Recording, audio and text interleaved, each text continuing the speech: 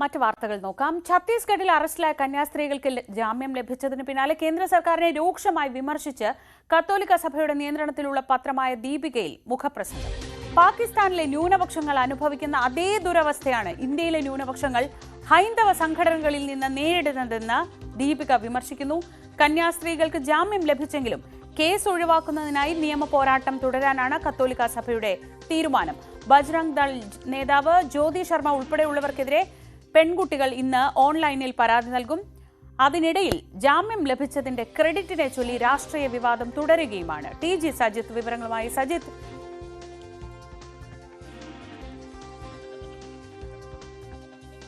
ഏറ്റവും പ്രധാനപ്പെട്ട കാര്യം, രാഷ്ട്രീയ കേരളത്തിൽ അടുത്ത ഒരു വർഷം വളരെ വളരെ പ്രധാനപ്പെട്ടതാണ്. തെരഞ്ഞെടുപ്പിലേക്ക് അടുക്കുന്ന ഒരു വർഷം.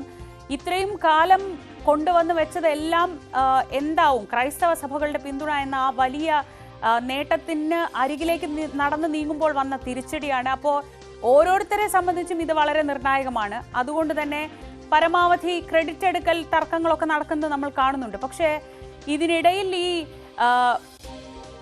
സഭ എടുക്കുന്ന നിലപാട് ഏറ്റവും ശ്രദ്ധേയമായിരിക്കും. ഇന്നത്തെ ദീപികയുടെ മുഖപ്രസംഗം, ഒപ്പം ഇന്ന് ഇരിങ്ങാലക്കുട രൂപതയിൽ വായിച്ചിട്ടുള്ള ഇടയലേഖനം, ഇതൊക്കെ വെച്ച് നിലവിലെ സാഹചര്യങ്ങളെ എങ്ങനെ വിലയിരുത്താം?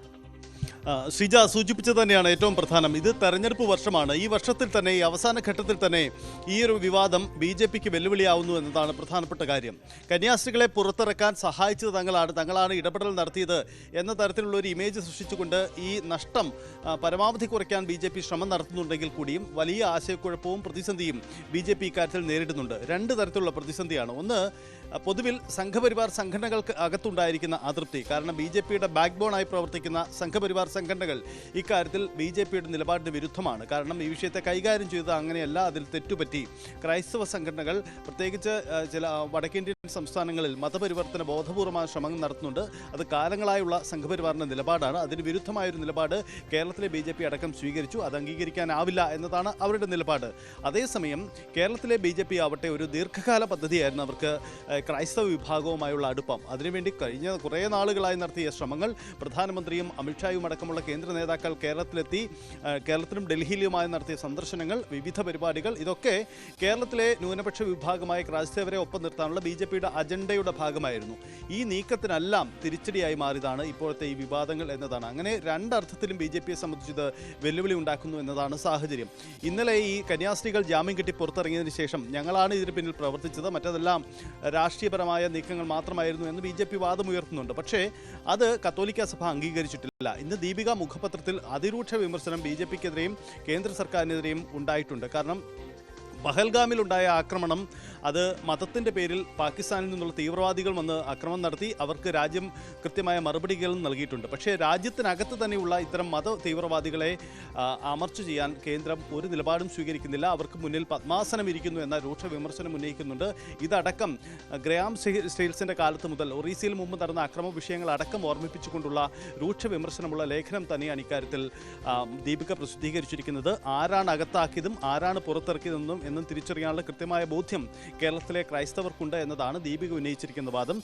ഇങ്ങനെ ദീപിക മുഖപത്രം ലേഖനത്തിലൂടെ വിമർശനം ഉന്നയിക്കുമ്പോൾ ഇരിങ്ങാലക്കുട അടക്കമുള്ള ചില രൂപതകളിൽ ഇടയലേഖനത്തിൽ കൂടിയും ഈ വിമർശനം ആവർത്തിച്ചിട്ടുണ്ട് എന്നതാണ് സാഹചര്യം. എന്തായാലും കന്യാസ്ത്രീകളെ പുറത്തിറക്കുന്നതുമായി ബന്ധപ്പെട്ട രാഷ്ട്രീയപരമായുള്ള അവകാശ തർക്കം ഇപ്പോഴും തുടരുകയാണ്. BJP അവകാശവാദം ഉന്നയിക്കുന്നുണ്ട്. അതേസമയം കോൺഗ്രസ് ആവട്ടെ CPM ആവട്ടെ ശക്തമായ ബദൽ നീക്കങ്ങളുമായി മുന്നോട്ട് പോവുകയും ചെയ്യുകയാണ്. ഈ കേസ് എന്തായാലും തുടർ നടപടികളിലേക്ക് കടക്കും. കടുത്ത വെല്ലുവിളിയാണ് മുന്നിലുള്ളത്. ഇപ്പോൾ കിട്ടിയത് ജാമ്യം മാത്രമാണ്. അതുകൊണ്ട് ഇനിയുള്ള സങ്കീർണതകളും മറികടക്കാൻ ഈ കൂട്ടായ്മ ഉണ്ടാകുമോ എന്നതാണ് അറിയേണ്ട കാര്യം. സജിത്ത്, ഇതോടൊപ്പം ചേർത്ത് പറയേണ്ട കാര്യമാണ്, ഇന്നലെ നാരായൺപൂർ പോലീസിനെ സമീപിച്ചപ്പോൾ ഈ പെൺകുട്ടികളുടെ പരാതി അവർ എടുക്കാൻ തയ്യാറായിരുന്നില്ല. അപ്പോഴാണ് ഇന്നിപ്പോൾ ഓൺലൈനായി പരാതി നൽകുന്നത്. ഈ FIR റദ്ദാക്കുക എന്ന സഭയുടെ അല്ലെങ്കിൽ ക്രൈസ്തവ സംഘടനകളുടെ ആവശ്യം അതെത്രത്തോളം നടക്കാനിടയുണ്ട്? ഈ താൽക്കാലിക ജാമ്യം എന്നത് എങ്ങനെയൊക്കെയോ നടന്നെങ്കിലും കേസിന്റെ മുന്നോട്ട് പോക്കിൽ അതെത്രത്തോളം പ്രധാനപ്പെട്ടതാണ്? സങ്കീർണമാണ് ശ്രീജ നടപടിക്രമങ്ങൾ. കാരണം NIA കോടതിയാണ്. അവർ സ്വാഭാവികമായും ആ വകുപ്പുകൾ തന്നെ തുടർന്ന് നേരിടേണ്ടി വരും. അത് ആ നീക്കത്തിലേക്ക് തന്നെ പോവുകയും വരും. രണ്ട് പ്രധാനപ്പെട്ട വകുപ്പുകളാണ്. ഒന്ന് മതപരിവർത്തനം, മറ്റൊന്ന് ഈ മനുഷ്യക്കടത്ത്. ഈ രണ്ട് വകുപ്പുകളും ചുമത്തപ്പെട്ടതോടുകൂടി ഈ കേസിന്റെ സ്വഭാവം മാറിയിട്ടുണ്ട്. ഇപ്പോഴത്തെ ഒരു പൊളിറ്റിക്കൽ സിനാരിയോയിൽ അവർക്ക് ജാമ്യം കിട്ടി, താൽക്കാലിക ജാമ്യം കിട്ടി എന്ന് പറയാമെങ്കിലും കേസും അതിന്റെ സങ്കീർണതകളും തുടരുക തന്നെ ചെയ്യും. അത് അവർ നേരിടേണ്ടി വരും. ഒരുപക്ഷേ FIR റദ്ദാക്കപ്പെടുന്നതുവരെ ഈ ഒരു സമ്മർദ്ദം ഉയരേണ്ടി വരും. അതിൽ എന്തായിരിക്കും കേന്ദ്ര സർക്കാരിൻ്റെയും ഒപ്പം അവിടുത്തെ പ്രോസിക്യൂഷൻ്റെയും ഒക്കെ നിലപാടെന്നതും പ്രധാനപ്പെട്ട കാര്യമാണ്. ഒപ്പം ഉയർത്തുന്ന ഒരു പ്രതിഷേധം കൂടി ഈ വർഗീയവാദികൾ, അതായത് ബജരംഗ് ദൾ പോലെയുള്ള സംഘടനകൾ ഫോണിൽ നൽകിയ ഒരു പരാമർശത്തിന്റെ അടിസ്ഥാനത്തിൽ മാത്രം റെയിൽവേ പോലീസിന്റെ അറസ്റ്റും തുടർ നീക്കങ്ങളുമാണ് ഇത്തരമൊരു അവസ്ഥയിലേക്ക് ചെന്ന് എത്തിച്ചിരിക്കുന്നത്. അങ്ങനെയുള്ളവർ, നിരപരാധികളായ കന്യാസ്ത്രീകൾക്കെതിരെ എന്തുകൊണ്ട് കേസ് പിൻവലിക്കാൻ തയ്യാറാവുന്നില്ലെന്ന് മറുചോദ്യം അവർ ഉന്നയിക്കുന്നുണ്ട്. എന്ന് മാത്രമല്ല, നേരത്തെ പുറത്തു വന്ന ഒരു വീഡിയോ ഉണ്ട്. ആ വീഡിയോയിൽ കന്യാസ്ത്രീകളെ ക്വസ്റ്റ്യൻ ചെയ്യുന്ന ആ ബജരംഗ് ദൾ പ്രവർത്തകയെ കാണുന്നുണ്ട്. അവർക്കെതിരെ എന്തുകൊണ്ട് നടപടി എടുക്കുന്നില്ല എന്ന മറുചോദ്യവും ഉന്നയിക്കുന്നു. ഇങ്ങനെ പൊളിറ്റിക്കലി ഈ വിഷയത്തെ നേരിടാൻ പൊതുവിൽ ക്രൈസ്തവ സംഘടനകളും ഒപ്പം തന്നെ കേരളത്തിലെ ഇടതു വലത് കേന്ദ്രങ്ങളും ഒക്കെ നിലപാടെടുക്കുമ്പോഴും BJPക്ക് ഇനി തുടർന്ന് അങ്ങോട്ട് എന്ത് നിലപാടെടുക്കാൻ കഴിയുമെന്നതാണ് പ്രസക്തമായ കാര്യം. BJPക്ക് അകത്ത് അതുണ്ടാക്കുന്ന പ്രശ്നങ്ങൾ കൂടി സഹിത്ത് പറഞ്ഞു പോകാതിരിക്കാൻ പറ്റില്ല എന്ന് തോന്നുന്നു. ഈ രാജീവ് ചന്ദ്രശേഖറിന്റെ ഈ വിഷയത്തിലെ ഇടപെടലിൽ സംസ്ഥാന BJPക്കകത്ത് വലിയ അതൃപ്തി ഉണ്ട് എന്ന വാർത്തകളൊക്കെ വരുന്നുണ്ടായിരുന്നല്ലോ. ഇത് രാജീവ് ചന്ദ്രശേഖർ ഒറ്റയ്ക്കെടുത്ത തീരുമാനം അനൂപ് ആന്റണി അയക്കാൻ പിന്നാലെ രാജീവ് ചന്ദ്രശേഖർ നേരിട്ട് പോകുന്നു, അവിടെ കാത്തുനിന്ന് അവരെ സ്വീകരിക്കുന്നു. ഇതിലൊക്കെ സംസ്ഥാന BJPയിലെ നിലപാടുകൾ എന്തൊക്കെയാണ്?